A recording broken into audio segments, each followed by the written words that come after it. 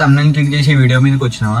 అయితే ఈ వీడియో మొత్తం చూడు. ఒకవేళ నువ్వు జిమ్ స్టార్ట్ చేద్దాం అనుకుంటున్నా, నీ సెల్ఫ్ ఇంప్రూవ్మెంట్ నువ్వు చేసుకుందాం అనుకుంటున్నా, డైట్ ఫాలో అవుదాం అనుకుంటున్నా, అసలు జిమ్ ఎట్లా చేయాలి, డైట్ ఎట్లా ఫాలో అవ్వాలి, స్లీప్ ఎట్లా తీసుకోవాలి, దీనికి అన్నిటికీ నేను ఏం కాంప్లెక్స్ లేకుండా, ఏం కాంప్లికేషన్స్ లేకుండా మీకు క్లియర్గా మీ బ్రెయిన్కి అర్థమయ్యేటట్టు ఒక ఈజీ వేలో ఎక్స్ప్లెయిన్ చేస్తా. ఒకవేళ ఈ ఛానల్కి నువ్వు కొత్త వచ్చినట్టయితే లైక్ చేయడం, సబ్స్క్రైబ్ చేసి పెట్టుకుని నీకు ఎలాంటి డౌట్ ఉన్నా కింద కామెంట్ పెట్టు. చలో నడువు ఇక వీడియో స్టార్ట్ చేద్దాం. నువ్వు ఏమనుకుంటున్నావు, జిమ్కి పోగానే నీ బాడీ వచ్చేస్తుంది అనుకుంటున్నావు, ఈడ ఒక పెద్ద తప్పు చేస్తున్నావు. డైట్ ఫాలో అయితే నీ బాడీ వచ్చేస్తుంది అనుకుంటున్నా, ఈడ నువ్వు ఒక పెద్ద తప్పు చేస్తున్నావు. జిమ్ చేసి డైట్ లేకుండా బాడీ పెంచుదాం అనుకుంటున్నావు, కాదు. డైట్ పాటించి జిమ్ లేకుండా బాడీ పెంచుదాం అనుకుంటున్నావు, కాదు. ఇవన్నీ చేసి కూడా నిద్ర సక్కకపోతే నీ బాడీ వస్తుంది అనుకుంటున్నావు, అట్లా కూడా కాదు. ఇప్పుడు నేను చెప్తా, 3 పార్ట్స్ లాగా డివైడ్ చేయి: diet, gym and sleep. Diet, gym and sleep. ఇప్పుడు మనము డైట్ విషయానికి వద్దాం.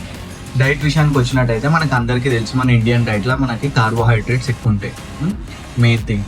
దానివల్ల మనకి డైలీ వచ్చే మనము మన బాడీ వెయిట్కి జస్ట్ 1 గ్రామ్ ఆఫ్ ప్రోటీన్ కూడా మనం కంప్లీట్ చేసుకోం టోటల్గా. నెక్స్ట్ ఇది వచ్చేసి మెయిన్. దానివల్ల మనకి చాలామందికి మనలా స్కిన్నీ ఉంటారు, మొత్తం బొక్కలు ఉంటాయి, కానీ ఈడ మొత్తం ఫ్యాట్ వస్తుంది. దానికి మెయిన్ రీజన్ కార్బోహైడ్రేట్స్ వల్ల స్కిన్నీ ఫ్యాట్ రావడానికి. ఎందుకంటే ఎలాంటి ఫిజికల్ యాక్టివిటీ ఉండదు, ఎక్టోమార్క్ బాడీ టైప్ ఉంటుంది, ఫుల్ కార్బోహైడ్రేట్స్ ఉంటుంది, లో ప్రోటీన్ ఉంటుంది, హై ఫ్యాట్స్ ఉంటాయి, హై కార్బ్స్ ఉంటాయి మన డైట్లో. కాబట్టి మన ఇండియన్ డైట్లో మనకు అందరికి తెలిసింది. దానివల్ల అనేది మనకి స్కిన్నీ ఫ్యాట్ వాళ్ళకి ఇక్కడ ఫుల్ ఫ్యాట్ వస్తుంది, ఇక్కడ మొత్తం బక్కగానే కనిపిస్తుంది. నెక్స్ట్ వచ్చేసి ఇక జిమ్ విషయానికి వద్దాం. ఇప్పుడు మీరు ఈ బక్క ఉన్న స్కిన్నీ ఫ్యాట్ ఉన్న వాళ్ళు మీరు బాడీ రీకంపోజిషన్ చేయాలి. మొత్తం బక్క ఉన్న కొవ్వు లేదు బాడీ దగ్గర అంటే మీరు బల్క్ చేయాలి. మీరు ఫుల్ ఫ్యాట్ ఉన్నారు, మొత్తం ఈడ చూసిన కొవ్వు, చేతులలో కొవ్వు, కాళ్ళలో కొవ్వు, బాడీ మొత్తం అంటే 80 kgs 95 kgs ఉంటే మీరు ఫ్యాట్ లాస్ చేయాలి. కాబట్టి fat loss, weight gain, body recomposition, మళ్ళా నీ బాడీని జస్ట్ హెల్దీ పెట్టుకోవడానికి నార్మల్ ఫిట్నెస్ అయినా నీకు జిమ్ అనేది అన్ని విధాలుగా యూజ్ అవుతుంది. నీకు బల్క్ చేయడానికైనా, కట్ చేయడానికైనా, లీన్ బల్క్ అయినా, లేకపోతే మినీ కట్ అయినా, ఏ కట్ అయినా, ఏ బల్క్ అయినా, ఫిట్గా ఉండాలన్నా, నార్మల్గా ఉండాలన్నా నీకు జిమ్ అనేది అన్నిటి విధాలుగా యూజ్ అవుతుంది. నువ్వు దాన్ని ఎట్లా యూజ్ చేస్తున్నావు అనేది ఇంపార్టెంట్. నువ్వు బల్క్ చేయడానికి సర్ప్లస్లో తినాలి, కట్ చేయడానికి డెఫిసిట్లో తినాలి, అట్లా.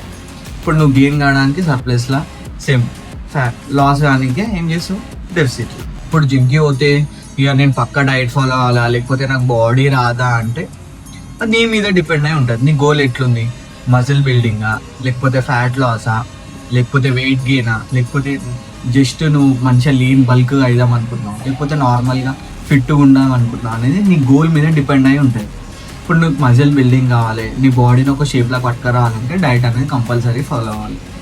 నాకు బాడీ ఏమొద్దు, నాకు ఇంత కండలు ఏమొద్దు, నాకు నా బాడీ ఇట్లా షేప్లోకి వచ్చినా రాకుండా నాకు ఫరక్ ఏం పడదు, జస్ట్ నా బాడీ నాకు ఎట్లా ఉండాలి, జస్ట్ చూడడానికి ఫిట్గా కనిపించాలని డైట్ ఏం అవసరం లేదు.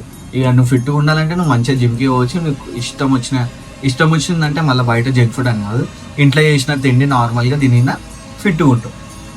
కానీ నీ గోల్ వచ్చేసి మజిల్ బిల్డింగ్ అయినా, నీ గోల్ వచ్చేసి నీ బాడీని షేప్లా పట్టుకురావడం అయినా, నీ గోల్ వచ్చేసి వెయిట్ గెయిన్ అయినా, నీ గోల్ వచ్చేసి వెయిట్ లాస్ అయినా పక్క నువ్వు డైట్ అనేది ఫాలో అవ్వాలి.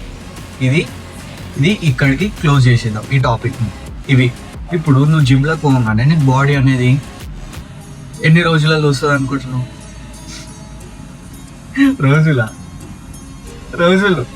రోజులలో అయ్యే పని కాదు ఇది, మంత్స్లలో అయ్యే పని. మంత్స్లలో కూడా ఇయర్స్ పడుతుంది. మన జెనెటిక్స్ కూడా దాని మీద డిపెండ్ అయి ఉంటుంది. మన జెనెటిక్స్ మంచిగా ఉంటే ఈ బాడీ అనేది కొంచెం జల్దీ అవుతుందేమో అని ఇయర్స్ ఆఫ్ టైం అయితే పక్కా. మినిమం 1.5 years 2 years 3 years మంచిగా కష్టపడాలి. నీకైతే నువ్వు మినిమం నీ బాడీ మీద 1.5 year 2 years 3 years అయితే పక్కా ఇన్వెస్ట్ చేయాలి. మంచిగా డైట్ ఫాలో అవ్వాలి. రిజల్ట్స్ అనేటివి స్టార్టింగ్లో అస్సలకే రావు. నువ్వు ఎంత మంచిగా డైట్ ఫాలో అయినా, ఎంత మంచిగా వర్కౌట్ చేసినా రిజల్ట్స్ అనేటివి బాడీలో కనిపించవు. నువ్వు మినిమం 1.5 year 2 years కన్సిస్టెంట్గా డిసిప్లిన్గా నువ్వు ఉండాలి. ఆఫ్టర్ దట్ నీ బాడీలో అనేటివి రిజల్ట్స్ ఇన్సెన్ అంటే చాలా మంచిగా ఉంటాయి. ఫస్ట్ 1 year ఆఫ్ జిమ్ తర్వాత నీ బాడీలో నువ్వు బిగినర్ కాబట్టి న్యూ గెయిన్స్ వస్తాయి. Minimum 7 to 8 kg of muscle mass put on చేస్తున్నావు. ఎందుకంటే అప్పుడు నువ్వు చిన్నప్పటికెళ్ళి ఎప్పుడు జిమ్ చేయవు కాబట్టి ఒకటేసారి చేస్తే నీ మజిల్స్ అనేవి start 7 to 8 kgs of muscle మాస్ని నువ్వు పుట్ ఆన్ చేస్తావు. నెక్స్ట్ 2 years 3 years అనేది ప్రోగ్రెస్ మెల్లగా ఉంటుంది. 3 kgs 4 kgs మ్యాక్స్ 5 kgs తప్ప దాని మించి నీ మజిల్ అనేది బిల్డ్ కాదు. మీరు ఇన్స్టాగ్రామ్లో చూసి 1 ఇయర్లా ఆడు మొత్తం ఇట్లా దొబ్బు ఉంటాడు, 1 ఇయర్ తర్వాత స్ట్రెయిటెడ్ బాడీ, మొత్తం ఇట్లా టోన్ స్కిన్, స్ట్రెయిటెడ్ స్కిన్, అదంతా స్టెరాయిడ్ అనమాట. మీరు అవన్నీ చూసినమాట. ఇది ఇప్పటికీ వీడియో. ఈ వీడియో మీకు నచ్చినట్టయితే లైక్, షేర్ అండ్ సబ్స్క్రైబ్ మర్చిపోకుండా చేయండి. మీకు ఎలాంటి డౌట్ ఉన్నా కింద కమెంట్ పెట్టండి. ప్రతి ఒక్క దానికి ఒక డెడికేటెడ్ వీడియో చేద్దాం. నెక్స్ట్ వీడియోలో కలుద్దాం. బాయ్. ఇప్పుడు ఈ మధ్యలో నేను కన్సిస్టెంట్ ఉండలేకపోతున్నా, మళ్ళీ డిసిప్లిన్గా ఉంటా. మళ్ళీ మాటిస్తున్నా, కన్సిస్టెంట్ డిసిప్లిన్ అనేది మళ్ళీ బ్యాక్ వస్తుంది. రోజు ఒక వీడియో వస్తుంది. కాబట్టి లైక్, షేర్ అండ్ సబ్స్క్రైబ్ చేయండి. మీకు ఎలాంటి డౌట్ ఉన్నా కింద కమెంట్ పెట్టండి. బాయ్.